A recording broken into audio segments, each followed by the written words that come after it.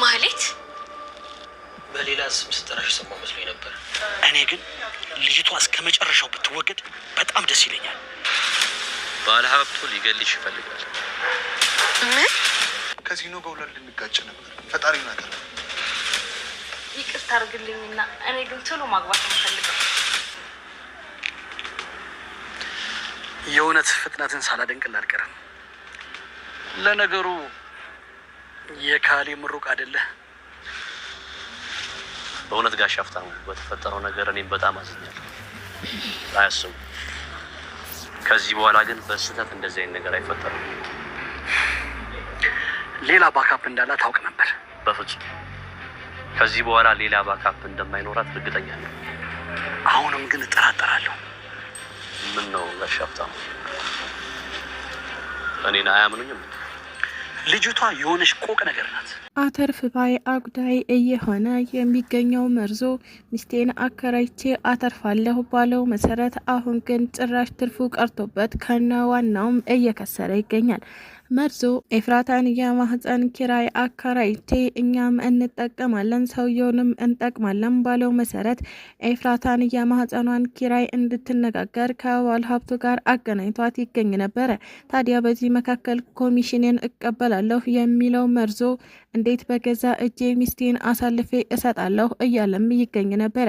ኤፍራታም ፍቅረኛም ባልም የላትም ብሎ መርዞ በዋሻው መሰረት እሷም ደግሞ ይህንን ነገር እሱም አላመነበትም ማለት ነው። ማለትም እኔና እሱ ፍቅረኛሞች አይደለንም ማለት ነው ስትል ነበረ ከባለ ሀብቱ ጋር ምንም እንደሌላት እየተነጋገረች የምትገኘው።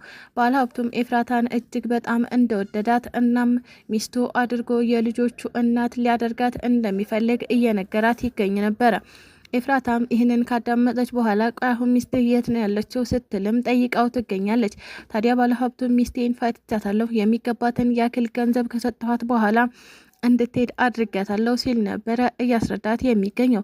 ኤፍራታም እኔም ላይ አንድ ችግር ብታገኝብኝ ወይ ደግሞ መውለድ ባልችል እንደዚህ ነው ማለት ነው የምታደርገኝ ስትልም ጠይቃው ትገኝ ነበረ። ባለሀብቱም አይ እንደዛ አይደለም፣ አንቺን እንዳየውሽ እጅግ በጣም ወድጄሻለሁ። እናም ደግሞ አሁን የሚስትነትን መስፈርት አሟልተሻል። ስለዚህ ወደፊት ደግሞ የመካንነት ምርመራ እናደርግና ታገቢኛለሽ ሲል ነበረ ጥያቄ እያቀረበላት የሚገኘው። ኤፍራታም በባለሀብቱ ሀሳብ ተስማምታ አሁን ከሱ ጋር ተደራድራ የሱ ሚስት እናም የልጆቹ እናት ለመሆን እየወሰነች ትገኝ ነበረ። በዚህ መካከል ቁጭ ብሎ ሲያቸው የነበረው መርዞ ስትስቅም እንዲሁም ደግሞ በፈገግታ ስታወራ ጥርስሽ ይርገፍ እያለም እየቀና እናም እየተነጫነጨ ይገኝ ነበረ። ባደረገችው ድርጊት እየተቀጣች የምትገኘው ማህሌት አሁን ደግሞ ወደ እሷ ዝና ስልክ በመደወል አሁን የመጨረሻ ጊዜሽ ደርሷል፣ ባለሀብቱ አንቺን ሊገልሽ ይፈልጋል ሲልም መርዶዋን አስረድቷት ይገኝ ነበረ። ማህሌትም እጅግ በጣም ከደነገጠች በኋላ ቆይ እኔ ጋር ያለውን ቪዲዮ በሙሉ አጥፍቼልሃለሁ አልኩት አይደል እንዴ? ለምንድን ነው እኔን ለመግደል የሚፈልገው እያለችም እየጠየቀችው ትገኝ ነበር። ዝና ይህንን ሁሉ ነገር ካደረገ በኋላ ማህሌትን ወደማትመለስበት ትሸኛታለህ ሲባል አሁን እየተወዛገበ እናም ውጥንቅጡ እየወጣ ይገኛል። ሰላም ጤና ይስጥልኝ ውድና የተከበራችሁ ቤተሰቦቼ እንዴት ናችሁ? እግዚአብሔር ይመስገን እኔ በጣም ደህና ነኝ። በያላችሁበት ሰላማችሁ ይብዛ እያልኩኝ እንኳን ወደ ቻናሌ በሰላም መጣችሁ። ለዚህ ዩቲዩብ ቻናል ደግሞ አዲስ ከሆናችሁ ሰብስክራይብ እያደረጋችሁ ቤተሰብ ሁኑ። እንዲሁም ደግሞ ሀሳብ አስተያየትም ካላችሁ ኮሜንት ላይ መጻፍ ትችላላችሁ።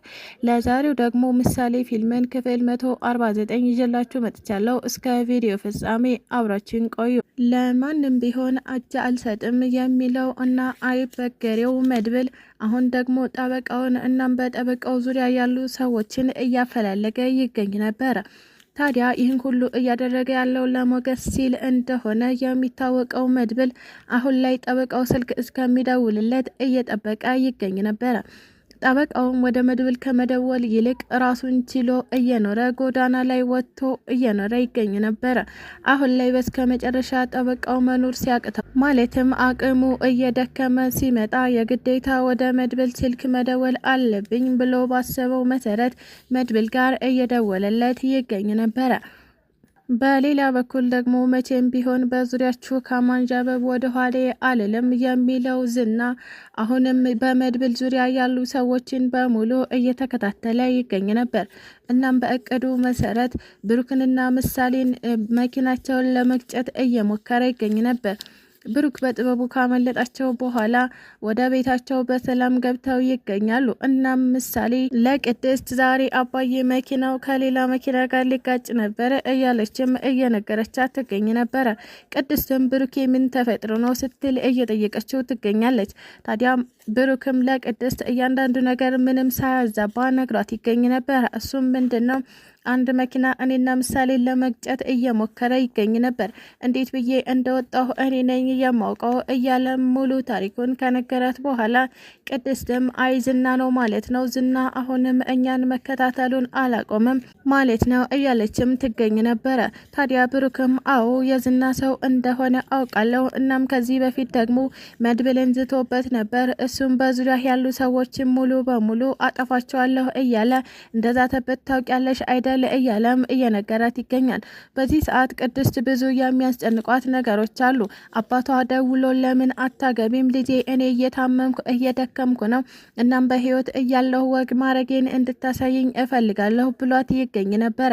ቅድስትም አባቷ ባላት መሰረት ብሩኬ እባክህ ሽማግሌ ላክና ቤተሰቦቼን አረጋጋልኝ፣ አባቴ እንደዚህ እያለኝ ነው፣ በተደጋጋሚ እንደዚህ የሚለው ደግሞ ስላመመውና ስጋት ስለፈጠረበት ነው እና አንድ ሴት ልጁ ነኝ፣ ስለዚህ እኔም መዳር ይፈልጋል ስትልም እየነገረችው ትገኛለች።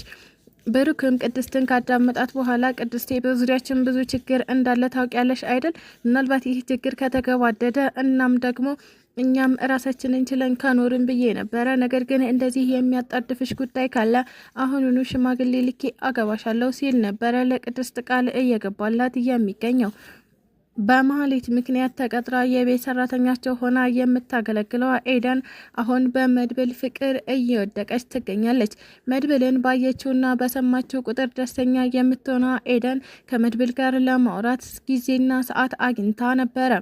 ታዲያ መድብልም እያንጎራጎረ በነበረበት ሰዓት ነበረ ኤደን እየሰማቸው የምትገኘው እና ይህ ድምጽ እጅግ በጣም የሚገርም ድምጽ ነው፣ እናም ወደፊት ብዙ ደረጃ ላይ የሚደርስ ነው እያለች ማሞጋገሷን ቀጠለች።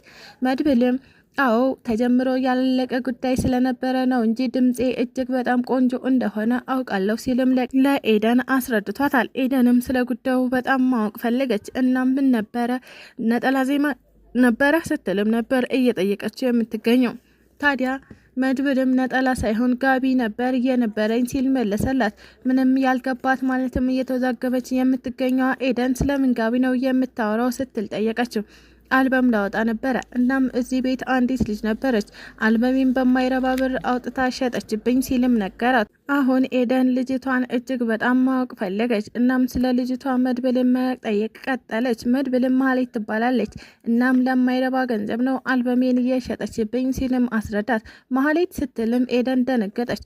ምን አስደነገጠሽ? ስለ ማህሌት ሲወራ ለምን ደነገጥሽ? ሲል መድብል ጠየቃት።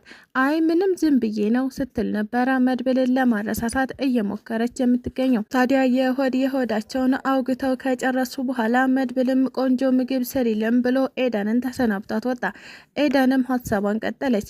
ማህሌት ማለት ይቺ አረመኔ ለእኔ የምትነግረኝ እያንዳንዱ ነገር ውሸት ነው ማለት ነው። ለማንኛውም በሷ ምክንያት እንኳንም እዚህ ቤት ገባሁ፣ እጅግ በጣም የሚገርሙ ቤተሰቦች ናቸው ስትልም ማደናነቅ ቋን ቀጠለች። ወደዛውኑ ማህሌት ደወለች። ታዲያ ኤደንም ስልኩን ካነሳች በኋላ ስለሷ ጥሩ ነገር እንዳልሰማች እናም እጅግ በጣም መጥፎ እንደሆነች እየነገረቻት ትገኝ ነበረ። ማህሌትም ዞሮ ለማንኛውም አሁን ዝና ስላንቺ ሰምቷል ስትል ነበር ለኤደን የነገረቻት። ኤደንም ቆይ ለምን ነገርሽው? ለምን ስለኔ ነገርሽው? አሁን ዝና ከኔ ራስ ላይ አይወርድም በቃ ስትል መለሰችላት። እኔማ ስላንቺ የነገርኩት ሉላ አንቺ አጠገብ እንደሆነች ለማሳወቅ ነው ስትል ነበረ እያስረዳቻት የምትገኘው። ታዲያ ኤደንም ሉላ አሁን እዚህ የለችም፣ ከቤት ለቃ ወጥታለች፣ ወዴት እንደሄደች ደግሞ ምንም ነገር አላውቅም ስትልም ነገረቻት። ታዲያ ማህሌትም እሱን ለዝና ትመልሽለታለሽ፣ እኔ ምንም የሚያገባኝ ነገር የለም። ቆይ አንቺ እዛ ቤት የቀጠርክሽ እኔ አይደለሁ እንዴ ነው ወይስ ለነ መድብል ነው የምትሰሪው ስትልም ጠየቀቻት። ሴትዮ አይመለከትሽም፣ ከዚህ በኋላ እንደውም አልሰራም ስትል ነበረ እየተመነጫጨረች ስልኩን እየዘጋችባት። በስጋት ቀጣና ላይ እየኖረች የምትገኘዋ ማህሌት አሁን ላይ ከሁሉም በኩል እየተዘረጠጠች ትገኛለች። ዝናም ቢሆን ትኩረቱ ወደ እሷ ሳይሆን ሙሉ በሙሉ ወደ እነ መድብል ነው። አሁን ላይ መድብል ጠበቃው በደወለለት መሰረት ወደ ጠበቃው እየሄደ ይገኝ ነበረ። ማንም ሳያገኝህ እኔ ነኝ ቀድሜ ማግኘት ያለብኝ እና እረዳሃለሁ አሳክምሃለሁም ይለው ነበር። በዚህ መካከል በድንገት ዝና ተከሰተ። ዝናና መድብል ፊት ለፊት ተጋፈጡ። ምንም ነገር ሊያግደው የማይችለው መድብል አሁን ላይ ዝናን ተጋፍጦ እናም ለጠበቃው ይደርስለት ይሆን ወይስ ደግሞ ከዝና ጋር ሲደባደብ ጠበቃው እስከ መጨረሻው ይሸኘዋል? እሱም በቀጣይ ቪዲዮ የምናየው ይሆናል። ስለተከታተላችሁኝ እጅግ አድርጌ አመሰግናለሁ። ለቻናሌ ደግሞ አዲስ ከሆናችሁ ሰብስክራይብ እያደረጋችሁ ቤተሰብ ሁኑ። እንዲሁም ደግሞ ሀሳብ አስተያየትም ካላችሁ ኮሜንት ላይ አሳውቁኝ። ኢትዮጵያ ለዘላለም ትኑር እያልኩ ሰናበታችኋለሁ።